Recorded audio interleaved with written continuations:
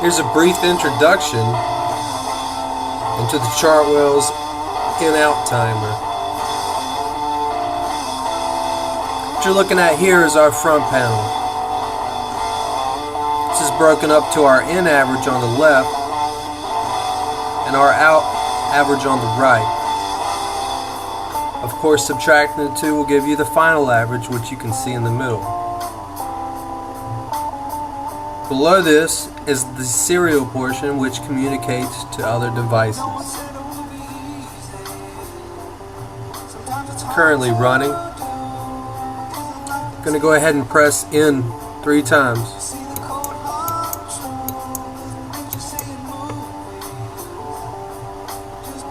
Let these people wait on their food.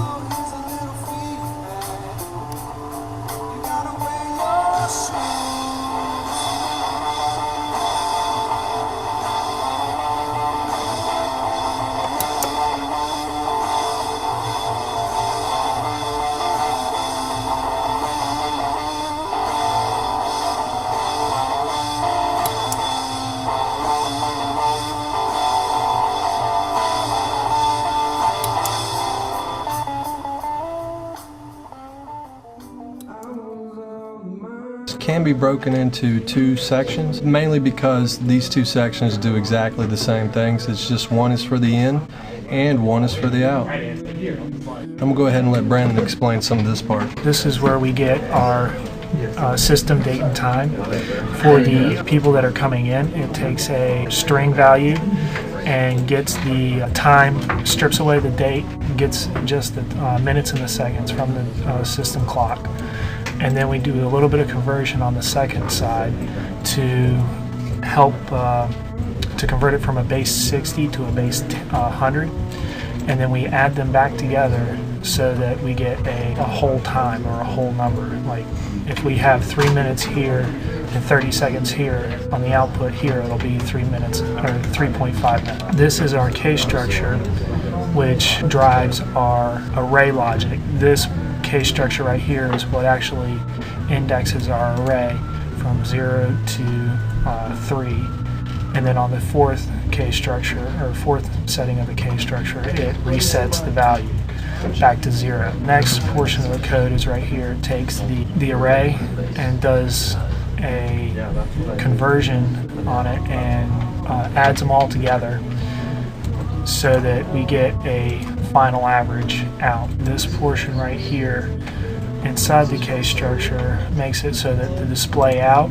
will only display when after all 3 values are acquired. The in time and the out time, and subtracts it, leaving you with the average wait time for the 3 people in and the 3 people out. This case structure, which does a little bit more math, it takes the 3.5 minutes, rounds it down to the nearest whole number, which would in this case be 3, takes that number, subtracts it from the original, giving us the seconds, which we then convert back to base 60, and then add the 2 numbers, the 3 minutes and 30 seconds, back together, displaying our final average.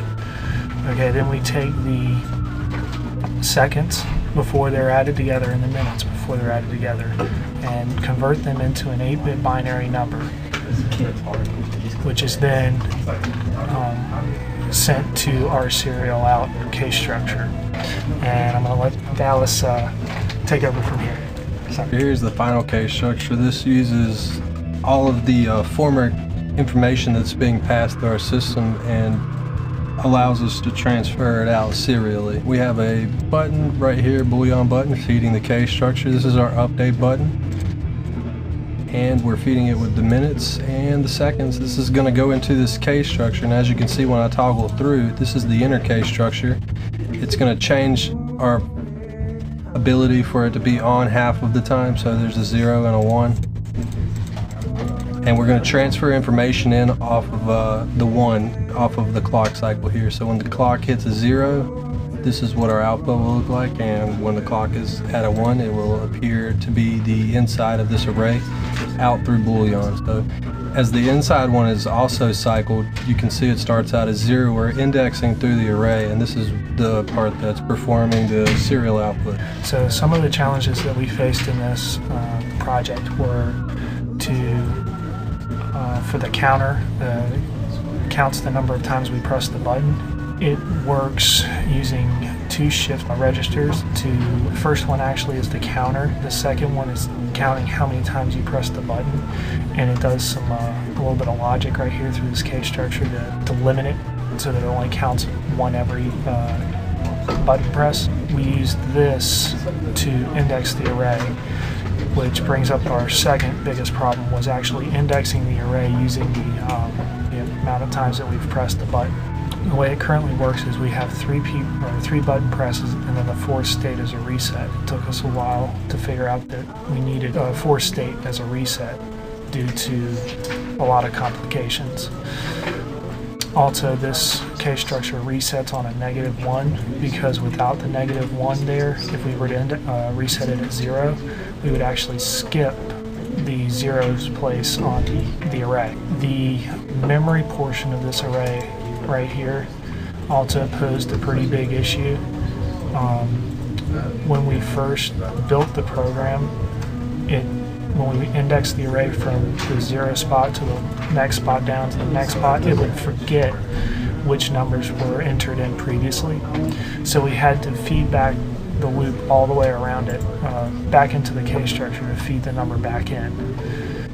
This portion didn't really propose too many issues. It was just a matter of picking which method to use to send serial out. The method that we chose was to only output our minutes and seconds binary digit on a high, and to not send anything out on a low. So as you can see, it's being driven here by this for loop, which cycles through a 16 count, which represents our number that we're being sent. 8 bits being sent on the ones, and then of course you got to include the 0, so that gives us 16. 16 is being divided in half, so that way we can also make it on for half the time. As you can see from this connecting here, leaves this case structure on half the time while we're indexing through a count of 16 for the inner case structure. Like I said, this didn't propose too many problems, but it was just a matter of picking a method and sticking with it.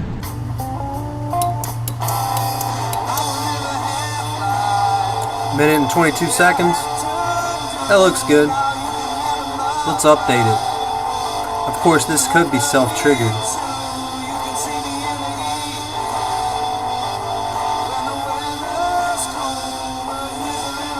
This is the average view from the front panel.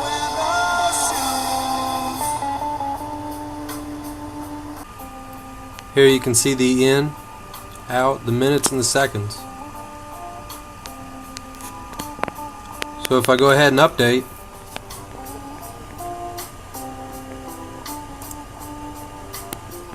here you can see it coming out serially as well.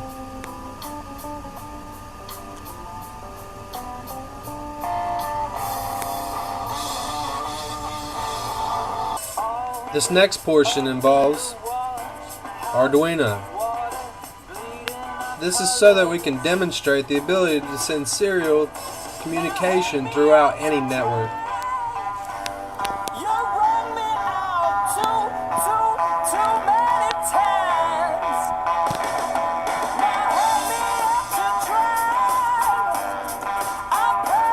This will run constantly and always be seeking an update.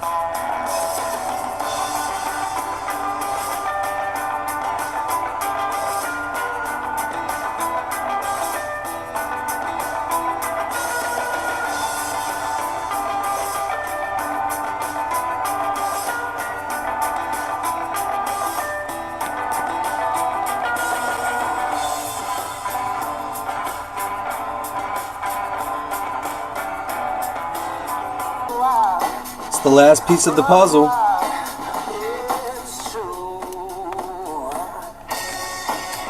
Ethernet shield. Constantly uploading to this web page. It's a simple HTML.